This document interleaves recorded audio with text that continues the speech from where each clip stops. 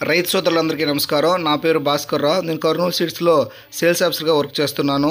అయితే ఈరోజు మనం ప్రకాశం జిల్లా పొంగనూరు మండలం కోటపాడు గ్రామంలో శివయ్య గారి పొలంలో ఉన్నాము. అయితే ఈరోజు మీరు చూసుకోవచ్చు టైసన్ అనే వెరైటీ ఎలా పండిందనేసి. ఈరోజు మీరు ప్రతి కాపును చూసుకున్నట్లయితే చివరి వరకు కూడా గింజ కట్టి ఈ బలంగా వచ్చింది. అలాగే మీరు కాండం చూసుకున్నట్లయితే చాలా దృఢంగా వచ్చి వేరు వేస్తూ కూడా చాలా బలంగా రావడం మీరు ఈరోజు గమనిస్తున్నారు. అలాగే ఈ టైసన్ అనే వెరైటీలో ముఖ్యంగా ఒక 5 లక్షణాలు చెప్తాను. ఒకటి, 100కి 95% మొలక శాతం ఉంటుంది. అలాగే బెండు సన్నగా ఉంటుంది. పిక్క చూసుకున్నట్లయితే మీరు బద్దె పిక్క వస్తుంది.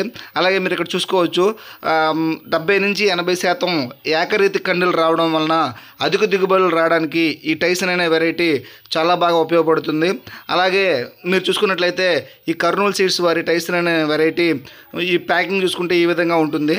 రైతు సోదరులందరూ కూడా ఈ వచ్చే వేసవి కాలంలో కానీ మీ టైసన్ అనే వెరైటీ వేసుకుంటే మంచి దిగుబడులు సాధించే వాళ్ళు అవుతారు.